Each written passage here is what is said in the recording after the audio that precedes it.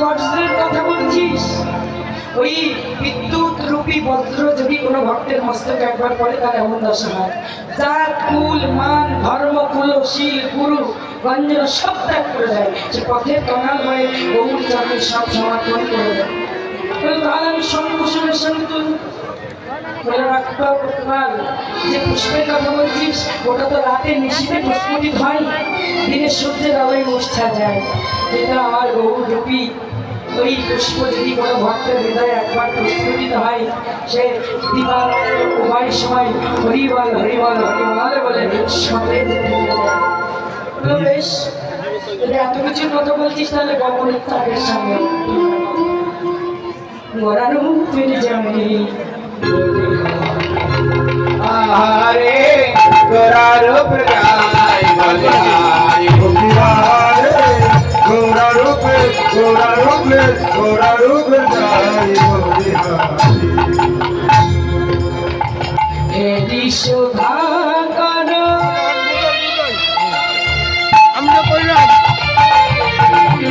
ওকা করিয়া ওকা করবে আরে শুন হেরি সুধাকর চিত্তরঞ্জনে ওই জন্য আমরা বলা আমরা ফোকাস কিনে দিলে খেলবে ওরে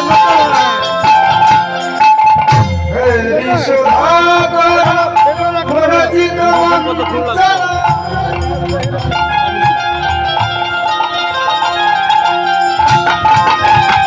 আর পড়ু দর্শনা করু পধা গোরা রূপ গায় বলে আয় গোবিহারে গোরা রূপে গোরা রূপে গোরা রূপে যাই গোবিহারি আকাশের চাঁদের সঙ্গে তুলনা করবো বলে বাবুনের যে চাঁদ আছে আর আমাকে উঠবি চাঁদের কিছু পার্থক্য আছে। কি পার্থক্য না, গগনের তাদের সব থেকে বড় অসুবিধা হোক দিবায় উদিত হয় না, দিনে কি রাতের চাঁদ উদিত হয় না, বলে ও শুধু রাত্রে উদিত হয়।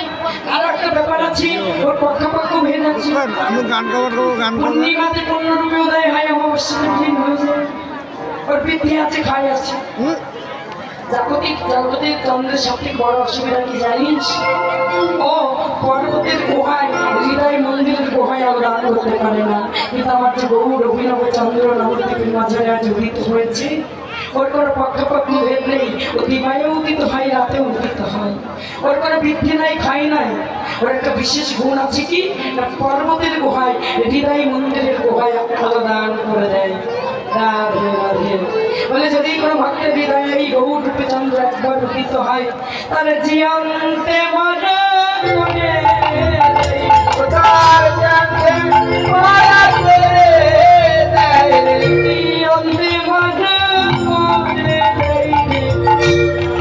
তোমরা করে দেয় তারে রঙে দয়া মায়ের ঘরে জিয়ন্তে মনে করে ও তার রাধে নায়ক মায়ের ঘরে মেরে দাস ওরে নাইরে রাধে নায়ক মায়ের ঘরে হরি হরি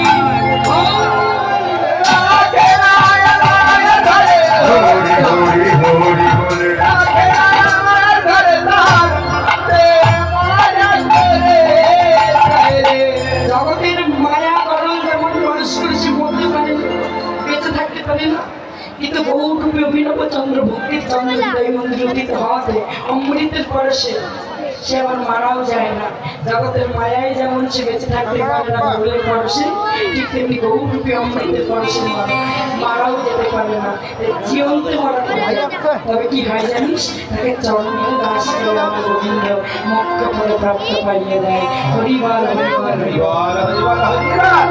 তুই যে তাদের কথা বলছিস, ওই তার একদিন বহু রূপে দর্শন করেছে, আর দর্শন করে কি করছে জানিস, এক টুকরো নয়, মাথা ঘুরে ভূমিতে পড়ে 10 টুকরো হয়ে গেছে। আমার গোবিন্দের 10টা নখ হয়ে গেছে। তাহলে কিসের সঙ্গে এই কিসের সঙ্গে দেবো জানিস, শোয়ার সঙ্গে সঙ্গে শোয়ার